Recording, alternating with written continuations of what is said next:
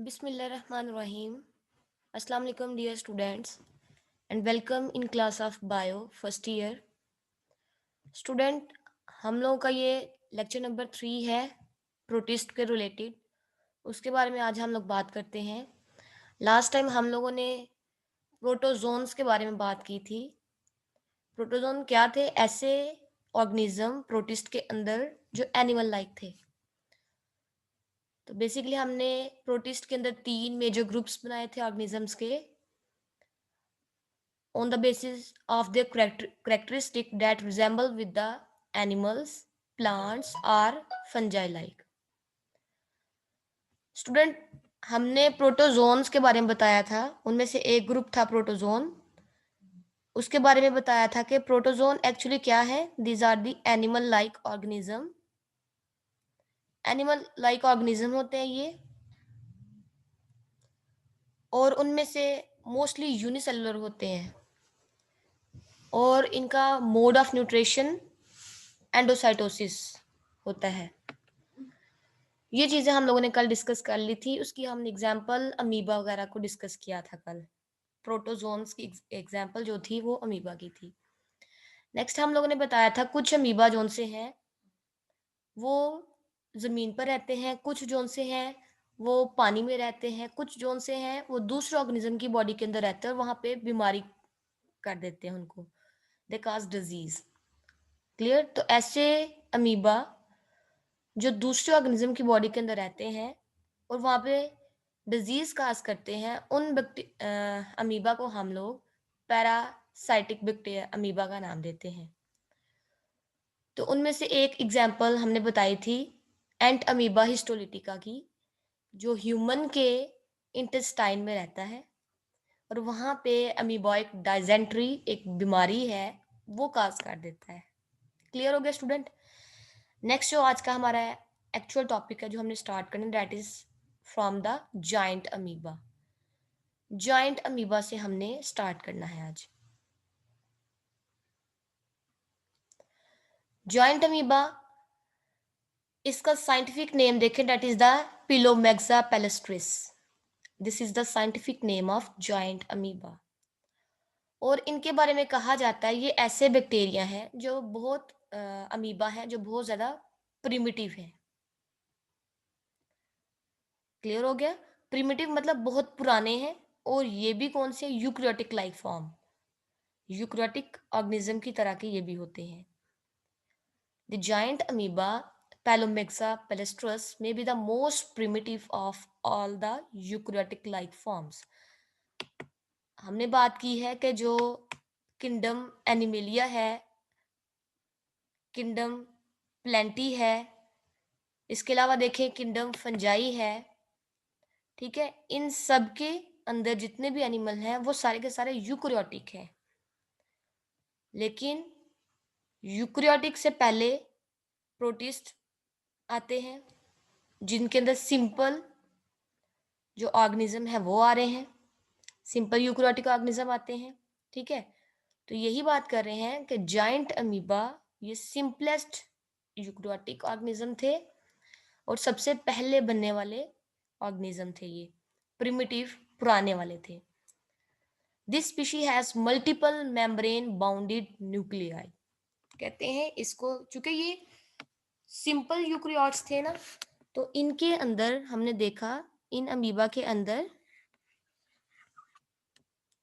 इस तरह nucleus zone सा था वो मेम्ब्रेन बाउंडेड था, इसलिए तो हमने इसको क्या नाम दिया है? यूकरियोट्स का।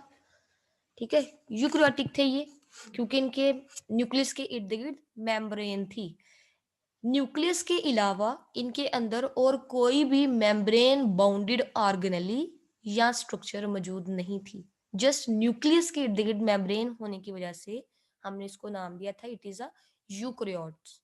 ठीक है, यूकरियोटिक है ये, मतलब इसके न्यूक्लियस के इर्द गिर्द मेम्ब्रेन है। लेकिन हमने साथ साथ ये भी बताया कि ये सिंपल फॉर्म थी यूकरियोट्स की, मतलब न्यूक्लियस के अलावा इनके अंदर और कोई भी प्रॉपर जो शेप है, जो मेम्ब्रेन बाउंडेड स्ट्रक्चर है, जैसे हमने ऑर्गेनेलिस बात की थी, माइटोकॉन्ड्रिया होती हैं मेम्ब्रेन बाउंडेड। उसके अलावा बात करें क्लोरोप्लास्ट होता है मेम्ब्रेन बाउंडेड।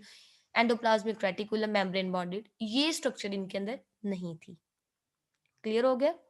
तो ये ऐसे प्रिमिटिव अमीबा थे जिनके न्यूक्लियस के इर्द गिर्द जस्ट मेम्ब्रेन थी, इसके अलावा किसी और मेम्ब्रेन के इर्द गिर्द किसी और स्ट्रक्चर के इर्द गिर्द डबल मेम्ब्रेन नहीं थी। तो यही बात कर रहे हैं, but none of the other organelle found in all other eukaryotes. इसके अलावा न्यूक्लियस के अलावा और कोई ऑर्गेनली इनके अंदर नहीं थी देखी जाती जो डबल मेम्ब्रेनियस हो, जैसा कि बाकी यूक्रियोट्स के अंदर होता है, इनके अंदर ऐसा नहीं था। The giant amoebas obtain energy from methanogenic bacteria. Methanogenic bacteria के जरिए ये एनर्जी बनाते हैं। चूंकि इनके पास माइटोकॉन्ड्रिया तो नहीं है, लेकिन इन्हें मूव करना है, इनको फर्दर एनर्जी चाहिए, तो एनर्जी जो है इनके पास कहाँ से आती है? बैक्टीरिया के जरिए, जो इनकी बॉडी के अंदर पाए जाते हैं। यहाँ पे इनकी बॉडी के अंदर बैक्टीरिया पाए जाते हैं जिनको हम लोग नाम देते हैं मिथेनोजेनिक बैक्टीरिया। ठीक है, इनके बॉडी के अंदर पाए जाते हैं और ये क्या करते हैं? इसको एनर्जी प्रोवाइड करते हैं। Methanogenic bacteria that are present inside the body of giant amoeba, they give या प्रोवाइड एनर्जी। ये एनर्जी प्रोवाइड करते हैं किनको? जाइंट अमीबा को। यही बात लिखी गई है, the giant amoebas obtain energy from methanogenic bacteria. Methanogenic bacteria से ये एनर्जी लेते हैं which reside inside them. Reside का मतलब क्या है? रेजिड्यू से निकला हुआ है, मतलब रिहाइश। ठीक है, तो इनकी रिहाइश जोन सी है, इनके जो बैक्टीरिया जिसकी बात करें हम लोग, इनकी ये कहाँ पे होते हैं? दे present with in the body of joint amoeba. Joint amoeba की बॉडी के अंदर होते हैं और वहां पे इसको एनर्जी प्रोवाइड कर रहे होते हैं। अब देखिए जॉइंट अमीबास की इकोनॉमिक इंपॉर्टेंस देखें कि ये क्या करते हैं। इकोलॉजिकल इंपॉर्टेंस देखें कि इनकी वजह से हमारे इन्वायरमेंट को क्या बेनिफिट होता है। जाइंट अमीबा इनसाइड मड, मिट्टी के अंदर पाए जाते हैं। इनहिबिट का मतलब क्या होता है? पाए जाना, रहना। ये कहाँ पे पाए जाते हैं? मिट्टी के अंदर, at the bottom of fresh water. Fresh water जो सा होता है उसके बिल्कुल नीचे वाली तह में जाके रहते हैं, पाउंड्स में जाके रह सकते हैं, where they contribute to the degradation of organic molecules. वहां पे जाके क्या करते हैं? ये जो ऑर्गेनिक मॉलिक्यूल होता है उसकी डिग्रेडेशन कर देते हैं। डिग्रेडेशन मतलब तोड़ फोड़। क्लियर हो गया? तो जो मटेरियल होता है, डेड है या दूसरा है, उनकी क्या कर देते हैं? ब्रेक डाउन कर देते हैं और फिर वहां पे न्यूट्रिएंट्स वगैरह सप्लाई कर देते हैं। क्लियर? ये है जाइंट अमीबा के बारे में, इसकी इंपॉर्टेंस। कहते हैं अमीबा, जाइंट अमीबा के अलावा देखें तो बाकी जो अमीबा होते हैं उनके अंदर हमें कोई प्रॉपर स्ट्रक्चर नहीं नजर आती, वो सारी की सारी साइटोप्लाज्म के अंदर इनके मिक्सअप होती हैं। स्टूडेंट, जो अमीबा है उनकी कोई भी प्रॉपर या कोई डेफिनेट शेप नहीं होती। ठीक है, क्योंकि जब भी उन्हें मूव करना है तो सूडोपोडिया किसी भी डायरेक्शन में बन सकते हैं। उस वजह से क्या होता है, इनकी जो बॉडी की शेप होती है वो चेंज होती रहती है।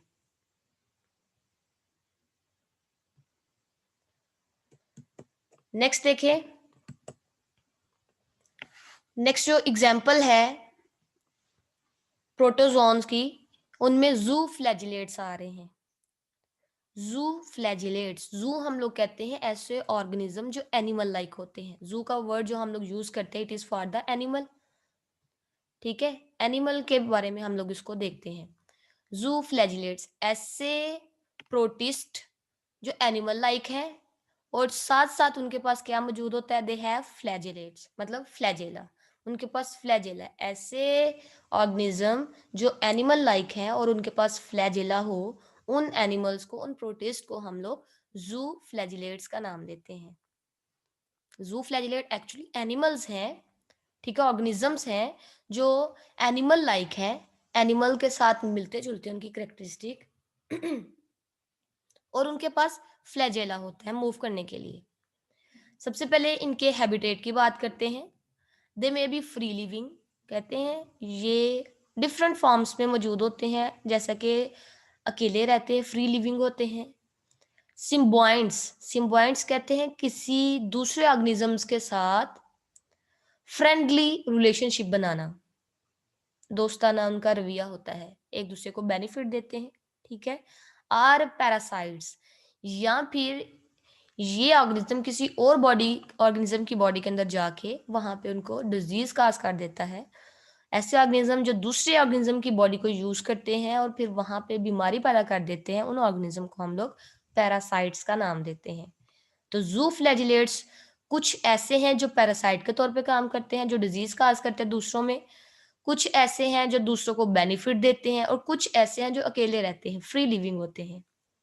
क्लियर? तो ये इनके हैबिटेट के बारे में डाइवर्सिटी है। बॉडी फॉर्म, इनकी बॉडी की शेप, उसकी बात कर ले। दीज आर मोस्टली यूनिसेलुलर, ये क्या होते हैं? यूनिसेलुलर होते हैं। However, a few colonial forms are also present. ताहम कुछ जू फ्लैजिलेट जोन से हैं, वो एक जगह इकट्ठे होके क्या बना देते हैं? दे फॉर्म अ कॉलोनी, वो कॉलोनी बना देते हैं। क्लियर हो गया? जैसे यहाँ पे बहुत ज्यादा हम लोग यहाँ ड्रा करें, ये जो सिंगल सेल मैं बना रही हूँ, समझ लें एक जू फ्लैजिलेट है, ठीक है। इस तरह बहुत सारे जू फ्लैजिलेट्स इकट्ठे होते जाते हैं और हमारे पास एक कॉलोनी सी बन जाती है ऑर्गेनिजम्स की। क्लियर हो गया? तो कहते हैं बहुत सारे जू फ्लैजिलेट्स ऐसे हैं जो यूनिसेलुलर होते हैं, लेकिन कुछ ऐसे हैं जो मिल के कॉलोनीज बना के रहते हैं। देयर बॉडीज आर स्फेरिकल और इलोंगेटेड, कहते हैं इनकी बॉडी को देखें तो कुछ जू फ्लैजिलेट्स स्फेरिकल मतलब सर्कुलर गोल होते हैं, कुछ ऐसे हैं जो इलोंगेटेड मतलब लंबे होते हैं, with a single central nucleus, और उनके पास सेंटर में एक सिंगल न्यूक्लियस पाया जाता है, मौजूद होता है। जैसे हम लोग इसकी नेक्स्ट डायग्राम में भी डिस्कस करेंगे। ये देखें, ये है जू फ्लैजिलेट, ये फर्स्ट जू फ्लैजिलेट दिखाया गया, ये भी जू फ्लैजिलेट है। इसके अंदर देखें, this is the large and single nucleus, nucleus इसमें दिखाया गया है, ठीक है। तो ये बात करें, इनकी बॉडी स्फेरिकल हो सकती है या इलोंगेटेड, और सेंटर में इनके एक न्यूक्लियस लार्ज पाया जाता है। नेक्स्ट इनकी न्यूट्रिशन की बात करते हैं। न्यूट्रिशन किसे कहते हैं कि ये फूड कैसे लेते हैं। न्यूट्रिशन का वर्ड जब भी आता है, it is related with the food, nutrients के रिलेटेड, न्यूट्रिएंट्स फूड को ही कहते हैं। कहते हैं फ्लैजिलेट्स ऑब्टेन देयर फूड, इनका बॉडी के साथ जो फ्लैजिलेट्स मतलब फ्लैजिला वगैरह अटैच हैं, they help to obtain food, ये मदद करते हैं फूड को हासिल करने में। आइदर बाय इंजेस्टिंग लिविंग और डेड ऑर्गेनिज्म, इंजेस्ट करना मतलब बॉडी के अंदर लेके जाना, एंडोसाइटोसिस होती है। तो जू फ्लैजिलेट्स जो से हैं वो एंडोसाइटोसिस भी करते हैं, या फिर एब्जॉर्ब करते हैं न्यूट्रिएंट्स को एब्जॉर्ब कर लेते हैं। क्लियर हो गया? जो जू फ्लैजिलेट्स हैं वो दो तरह से अपनी खुराक को लेते हैं, या तो वो फूड को इंजेस्ट मतलब एंडोसाइटोसिस के जरिए बॉडी के अंदर लेके जाएंगे, या फिर वो जिस तरह फंजाई पहले फूड को तोड़ती है, उसको छोटे छोटे पीसेस में चेंज करती है बाहर ही बॉडी से, फिर उसको बॉडी के अंदर एब्जॉर्ब करती है। तो इस तरह ये भी एब्जॉर्ब भी करते हैं न्यूट्रिएंट्स को। तो आइदर इंजेस्ट लिविंग और डेड ऑर्गेनिज्म, जिंदा या फिर मुर्दा ऑर्गेनिज्म को ये अपनी बॉडी के अंदर ले जाते हैं बाय एंडोसाइटोसिस, या फिर ये न्यूट्रिएंट्स को एब्जॉर्ब करते हैं। एब्जॉर्ब करने से पहले ये क्या करते हैं, न्यूट्रिएंट्स को डेड ऑर्गेनिक मटेरियल से ये अलहदा करते हैं, उनको तोड़ फोड़ते हैं पहले ऑर्गेनिक मैटर को, और फिर उनसे जो न्यूट्रिएंट्स निकलते हैं उनको अपनी बॉडी के अंदर एब्जॉर्ब कर लेते हैं। क्लियर हो गया? दोबारा से देखें, हमने बताया जू फ्लैजिलेट्स ऐसे प्रोटिस्ट एनिमल लाइक प्रोटिस्ट हैं जिनके पास फ्लैजेला होता है फॉर डिफरेंट पर्पस, लेकिन फ्लैजेला मोस्टली लोकोमोशन में मदद देता है, मूव करने में इनको मदद देता है। हैबिटेट के बारे में बात की है, फ्री लिविंग होते हैं, अकेले रहते हैं, मतलब सिम्बायोइंट्स होते हैं, मतलब क्या है कि एक दूसरे के साथ दोस्ताना ताल्लुक बना के रहते हैं। एक अगर ये किसी को कुछ दे रहा है तो बदले में दूसरा ऑर्गेनिज्म भी इनको कुछ प्रोवाइड करता है, ठीक है? दोनों एक-दूसरे के साथ फ्रेंडली रिलेशनशिप बना के रहते हैं, 2 ऑर्गेनिज्म, एक उनमें से ज़ू फ्लैजिलेट होगा और दूसरा कोई सा भी हो सकता है। आर पैरासाइट्स या फिर ऐसे ऑर्गेनिज्म जो दूसरों में जाके डिजीज़ काज़ कर देते हैं। वहाँ पे रहते भी हैं, दूसरे ऑर्गेनिज्म की बॉडी को यूज़ भी करते हैं और वहाँ पे डिजीज़ भी काज़ करते हैं। तो 3 टाइप के इनके हैबिटेट हो सकते हैं, फ्री लिविंग, सिम्बायोइंट्स या पैरासिटिक होते हैं। उसके बाद बॉडी फॉर्म की बात की हमने, यूनिसेलुलर होते हैं और कुछ जो उनसे क्लूनिस बना के रहते हैं। देयर बॉडीज आर स्फेरिकल, गोल होती है इनकी बॉडी या इलोंगेटेड होती है और सेंटर में इनके न्यूक्लियस होता है। न्यूट्रिशन, ये मतलब फूड कैसे लेते हैं, अपने फ्लैजेला को मूव करवा के फूड को पकड़ लेते हैं और उसके बाद फूड को एंडोसाइटोसिस के जरिए बॉडी के अंदर लेके जाते हैं या फिर ये क्या करते हैं, न्यूट्रिएंट्स को एब्जॉर्ब कर लेते हैं। ये जो फ्लैजेला होता है इनकी बॉडी का, ये व्हिप लाइक मूवमेंट शो करता है, ठीक है? वो हम लोग नेक्स्ट देखते हैं इसके डायग्राम के अंदर ही। एग्जाम्पल में हम लोगों ने बताना है ज़ू फ्लैजिलेट की एग्जाम्पल्स में ट्राइकोनिम्फस। ट्राइकोनिम्फस क्या, एक एनिमल है जो ज़ू फ्लैजिलेट कहलाता है। मतलब zoo flagellate animal like protist की हम लोग बात करें, उनमें से एक एग्जाम्पल हमने बताई है ट्राइकोनिम्फस की। Trichonymphas are complex specialised flagellates with many flagella. ऐसे ऑर्गेनिज्म है ये जिनके पास बहुत ज़्यादा फ्लैजेला पाए जाते हैं, बहुत ज़्यादा फ्लैजेला मौजूद होते हैं इनकी बॉडी के ऊपर, विच लिव एज सिम्बायोइंट्स। और ये दूसरे ऑर्गेनिज्म के जाके अंदर रहता है लेकिन उन उसको नुकसान नहीं पहुंचाता बल्कि फायदा दे रहा होता है। जैसे कि in the guts of termites. Termites किसे कहते हैं, दीमक, जो लकड़ी को खाती है, ठीक है? तो दीमक के अंदर ये रहते हैं। दीमक के कहाँ पे, गट्स में, मतलब उसके डाइजेस्टिव सिस्टम में कहीं ना कहीं ये पाए जाते हैं, गट्स में पाए जाते हैं। And help in the digestion of dry would. और दीमक को फायदा क्या हो रहा है, इसके अंदर जो ट्राइकोनिम्फस रहता है दीमक के अंदर, वो इसको क्या फायदा पहुंचा रहा है, ठीक है? तो कहते हैं जो टर्माइट्स के अंदर ट्राइकोनिम्फस रहते हैं, they help in the digestion of dry would. चूंकि दीमक ने क्या खानी होती है, लकड़ी, लकड़ी खाती है ना, तो ये लकड़ी दीमक जो है खुद इसको डाइजेस्ट नहीं कर सकती, तोड़ फोड़ती नहीं है इसको। तो फिर ट्राइकोनिम्फस क्या करता है, इस लकड़ी की डाइजेशन करता है, ठीक है? और टर्माइट्स को ग्लूकोज वगैरह प्रोवाइड कर देता है, फूड वगैरह देता है। ड्राई वुड को ये डाइजेस्ट करके उसको तोड़ फोड़ के टर्माइट्स को देता है और फिर टर्माइट्स बदले में ट्राइकोनिम्फस को क्या देती है, उसको थोड़ा बहुत खाना दे देती है, उसके अलावा इसको प्रोटेक्शन देती है और इसको बॉडी में, अपनी बॉडी में रहने के लिए जगह देती है। क्लियर हो गया? तो देखो ट्राइकोनिम्फस टर्माइट्स की मदद कर रहा है और टर्माइट्स किसकी मदद कर रहा है, ट्राइकोनिम्फस की। दोनों एक दूसरे की मदद कर रहे हैं ना, दोनों को बेनिफिट हो रहा है। तो ऐसा रिलेशनशिप जिसमें 2 ऑर्गेनिज्म मिलके रहते हैं और दोनों एक दूसरे को बेनिफिट देते हैं, वो सिम्बायोइंट्स कहलाता है। और आगे आप लोग पढ़ोगे ये सिम्बायोइंट्स की कौन सी टाइप है, दैट इज द म्यूचुअलिज्म, ठीक है? म्यूचुअलिज्म उसको कहते हैं। तो हमने ट्राइकोनिम्फस के बारे में बात की है कि ये ऐसे ज़ू फ्लैजिलेट्स हैं जिनकी बॉडी के ऊपर बहुत ज़्यादा फ्लैजिला पाए जाते हैं और ये टर्माइट्स की बॉडी के अंदर रहते हैं, गट रीजन में। और ये सिम्बायोइंट्स के तौर पे रहते हैं, एक दूसरे को फायदा देते हैं, हेल्प करते हैं in the digestion of dry would. Dry would के बारे में उसकी डाइजेशन में मदद देते हैं। क्लियर हो गया? ये देखिए, this is the diagram of trichonymphas, that is the zooflagellate. Zooflagellate जो अभी हमने ट्राइकोनिम्फस पढ़ा है, जो कहाँ पे पाया जाता है, that is present in the gut of termites. दीमक के डाइजेस्टिव सिस्टम में पाया जाता है और वहां पे क्या काम ये कर रहा होता है, help in the digestion of would. Would की ब्रेक डाउन करता है टर्माइट्स के अंदर। क्लियर हो गया? हमने कहा था इसकी बॉडी के ऊपर बहुत ज्यादा फ्लैजेला होते हैं। ये देखिए इसकी बॉडी के ऊपर आपको बहुत ज्यादा फ्लैजेला नजर आ रहे हैं, ये देखिए। इसी की डायग्राम यहाँ पे शो करवाई गई है, देखिए, ताकि आपको क्लियरली नजर आए। देखिए बहुत ज्यादा फ्लैजेला इनकी बॉडी के ऊपर पाए जाते हैं। दिस इज द डायग्राम और पिक ऑफ अ ट्राइकोनिम्फस। ट्राइकोनिम्फस के बारे में हमने बात की है। क्लियर हो गया? सेकंड एग्जाम्पल जो जू फ्लैजिलेट्स की हम लोग बात कर रहे हैं उनमें से देखें, that is the Trypanosoma. Trypanosoma एक ऐसी डिजीज है जो मोस्टली अफ्रीकन पीपल्स के अंदर मोस्टली देखी गई, ठीक है।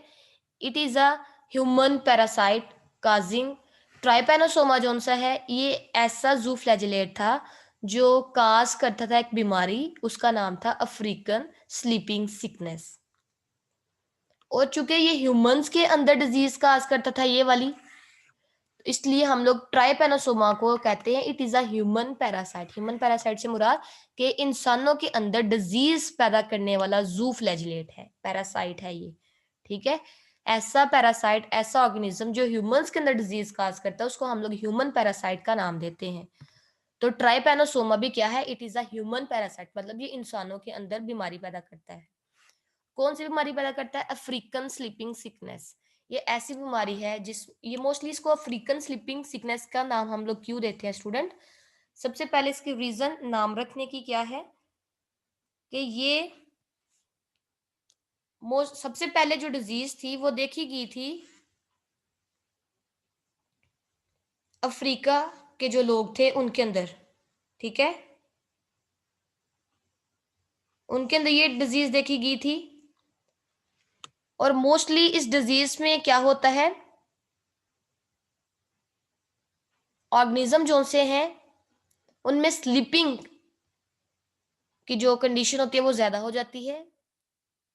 इनकी जो स्किन है समटाइम वो बहुत ज्यादा इरिटेटिंग सी होना शुरू हो जाती है, इचिंग करना शुरू कर देती है, ठीक है। इसके कुछ सिम्टम्स बताए गए हैं, फीवर हो जाता है इसमें, सीवियर हेडेक होती है, इरिटेबिलिटी मतलब बहुत ज्यादा अनइजीनेस की फीलिंग आती है।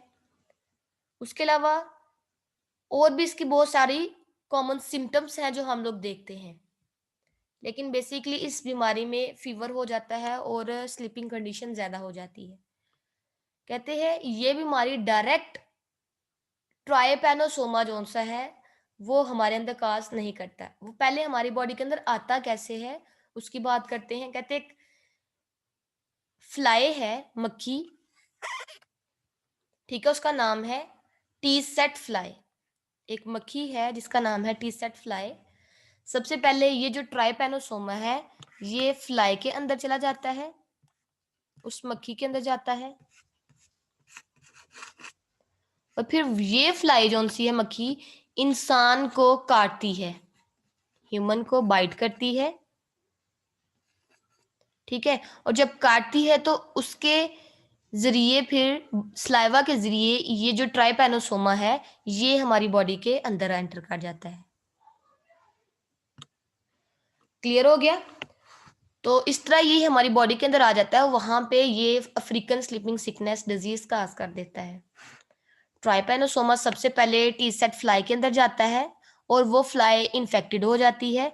फिर ये इन्फेक्टेड फ्लाई जब हमें इंसान को बाइट करती है तो इसके बाइट करने की वजह से ट्राइपेनोसोमा जो है हमारी बॉडी के अंदर ट्रांसमिट हो जाता है और इस तरह अफ्रीकन स्लीपिंग सिकनेस हमारी बॉडी के अंदर काज कर देता है, डिजीज काज कर देता है। क्लियर हो गया स्टूडेंट। आगे ये जो फ्लाई है ट्राइपेनोसोमा उसके भी हम लोग देखते हैं। ये है trypanosoma organism zooflagellate that causes disease African sleeping sickness, ठीक है। ये सबसे पहले इस टी सेट फ्लाई के अंदर चला जाता है और फिर ये टी सेट फ्लाई जो सी है ह्यूमंस के अंदर इसको इंजेक्ट कर देती है, इसको भेज देती है, ठीक है। This is the skin of humans, humans की स्किन बताई गई है कि जब ये उसको काटती है तो ये इसके अंदर ट्राइपेनोसोमा को ट्रांसमिट कर देती है। Clear student.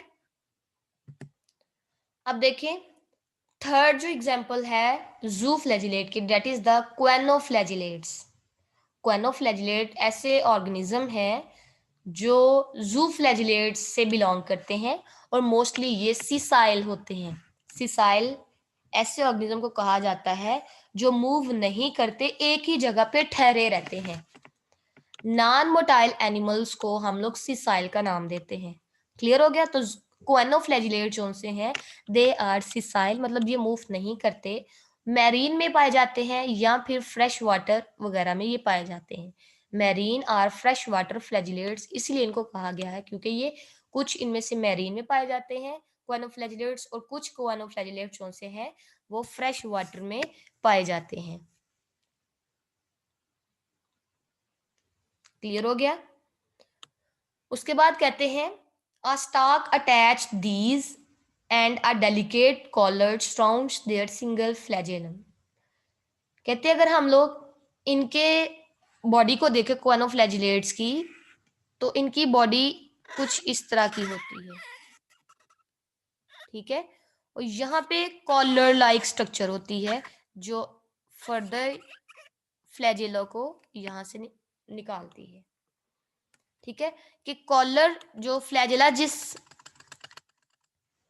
जिससे निकले हुए हैं वहां पे कॉलर लाइक स्ट्रक्चर मौजूद होती है, इसलिए हम इनको कॉलर सेल्स का नाम भी देते हैं, कॉलर के साथ रिजेंबल करते हैं।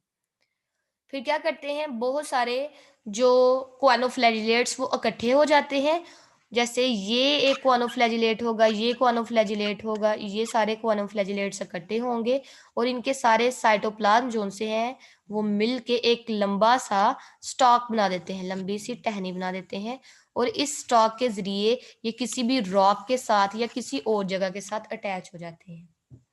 डेलिकेट कहते हैं बहुत नरम सा सॉफ्ट सा कॉलर मौजूद होता है, क्योंकि इनके फ्लैजेला के बेस पे ही, मतलब बेस जहां से फ्लैजेला स्टार्ट हो रहा है वहां पे ही क्या चीज है, कॉलर लाइक स्ट्रक्चर है, सो date they are called कोएनो flagellates. कोएनो का मतलब क्या है, कॉलर लाइक, ठीक है, कॉलर मौजूद होता है, फ्लैजिलेट्स ऐसे फ्लैजिलेट जिनके फ्लैजेला के स्टार्ट पे क्या मौजूद है, कॉलर होता है, उनको हम लोग कोएनो फ्लैजिलेट्स का नाम देते हैं।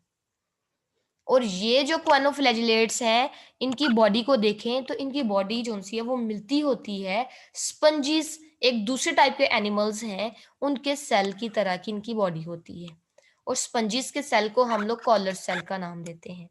क्लियर हो गया? स्पंजीज जो सी एक अलहदा से ऑर्गेनिज्म है। क्लियर हो गया? तो इनके अंदर सेल होते हैं कॉलर सेल, और ये जो कॉलर सेल है ये मिलते हैं, रिजेंबल करते हैं स्ट्रक्चर में किसके साथ, क्वानोफ्लैजिलेट्स के साथ, hence regarded as ancestor of kingdom animalia। तो हम लोग ये कह सकते हैं क्वानोफ्लैजिलेट जोन से हैं ये एंसेस्टर हैं किसके, स्पंजीज के, ये किंगडम एनिमेलिया की। ये देखें, ये हमने एक क्वानोफ्लैजिलेट्स यहाँ पे दिखाया है, ये ऐसे क्वानोफ्लैजिलेट्स हैं जिनके ये फ्लैजेला है, this is the flagella and this is the structure that is called the collar. हमने इस स्ट्रक्चर को जो आपको सर्कुलर फॉर्म में नजर आ रही है हमने कहा ये कॉलर है, ठीक है, जो फ्लैजेला की बेस पे मौजूद होता है, स्टार्टिंग पे होता है। अब ये देखें, बहुत सारे क्वानोफ्लैजिलेट्स इकट्ठे हो रहे हैं और मिलके इनके जो साइटोप्लाज्म है वो एक लंबी सी स्टॉक, स्टॉक कहते हैं टहनी को, शाख को, ठीक है, उसके में चेंज हो रहा है, और ये जो शाख है व्हाइट कलर की it will become attach with the rocks या कोई भी अदर सरफेस, किसी और सरफेस के साथ या रॉक के साथ ये अटैच हो जाते हैं। क्लियर हो गया? यहाँ पे हम लोग आपको ये चीज भी दिखाने लगे हैं, this is the spongy cell, ठीक है, जो कि कोलर सेल्स कहलाते हैं। अगर हम लोग स्पंजी की बॉडी को देखें ऐसे होती है, इसमें सुराख होते हैं, ठीक है, और यहाँ पे सेल, ये वाले सेल पाए जाते हैं इस तरह, ठीक हो गया। तो इन सेल्स को हम लोग कॉलर सेल का नाम देते हैं स्पंजिस के अंदर। तो इनकी शेप, इनकी स्ट्रक्चर देखें तो ये भी मैच कर रही होती है किसके साथ, क्वानोफ्लैजिलेट्स का। स्पंजिस बेसिकली पोरीफ्रा से ही बिलोंग करते हैं, ये नेक्स्ट फाइला वगैरह आप आएगा उसमें डिस्कस करोगे। क्लियर हो गया स्टूडेंट? उसके बाद नेक्स्ट जो हमारा टॉपिक होगा दैट इज द सिलिएट्स। सिलिएट्स कौन से हैं, वो भी जू फ्लैजिलेट से ही बिलोंग करते हैं, मोस्टली यूनिसेलुलर होते हैं। Clear student? आज के लिए हम लोग इतना ही करते हैं, नेक्स्ट जो होगा सिलिएट्स के रिलेटेड वो हम लोग नेक्स्ट लेक्चर में डिस्कस करेंगे। ओके स्टूडेंट, अल्लाह हाफिज।